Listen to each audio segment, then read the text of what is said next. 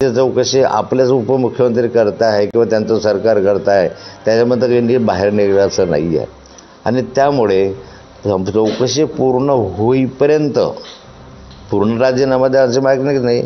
चौकशीमध्ये जर निर्दोष असेल तर तुमचा राजीनामा मागे घ्या, तोपर्यंत तरी राजीनामा दिला पाहिजे अशी मागणी आहे. मीडिया कंपनी 99% शेअर पार्थ पवारांचे आहेत, 1% शेअर दिग्विजयचे आहेत.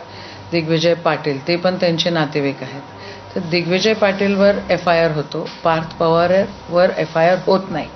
आणि खडसेंच्या नावाने बोंबाबोंब ज्यावेळेला झाली त्यावेळेला त्यांना राजीनामा द्यावा लागला. मग अजितदादांनी राजीनामा का द्यावा नाही? जर तुम्ही उपमुख्यमंत्री पदावर राज्याचे आहे आणि मुलाची चौकशी कशी निष्पक्ष होऊ शकेल, आणि म्हणून नैतिकदृष्ट्या एकदा दादांनी असंच यशवंतराव चव्हाणांच्या समाधीवर जाऊन प्रायश्चित्त म्हणून काही दिवस राजीनामा दिला होता. मला असं वाटतं काही दिवस अशा पद्धतीनं अजितदादांनी बाजूला व्हावं, चौकशी करावी, दूध का दूध पाणी का पाणी होऊ द्या.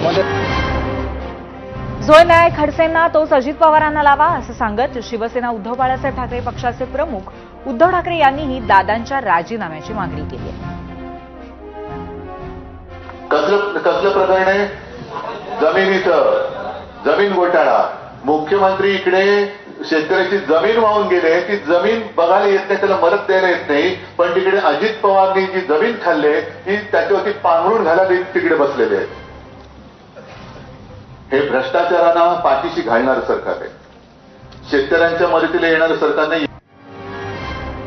आता या आरोपांच्या पार्श्वभूमीवर पार्थ पवारांचा पुण्यातला जिजाई बंगलाही वादात अडकण्याची शक्यता आहे. कारण मीडिया कंपनीच्या कार्यालयाचा पत्ता हा बंगलाच आहे. सध्या पोलिसांनी बंगल्याबाहेर बंदोबस्त लावलाय आणि कुणालाही जवळ येऊ दिलं जात नाहीये. मात्र निवासस्थान असताना कार्यालयाचा पत्ता कसा दिला? या बंगल्याचा मालमत्ता कर व्यापारी दरानं भरला जात होता की निवासी दरानं, असे प्रश्न निर्माण होत आहेत. त्यामुळे या प्रकरणाचे धागेदोरे आता पुणे महापालिकेपर्यंत पोहोचण्याची शक्यता बळावली आहे. या प्रकरणाची सखोल चौकशी झाली पाहिजे अशी मागणी पुढे आली आहे.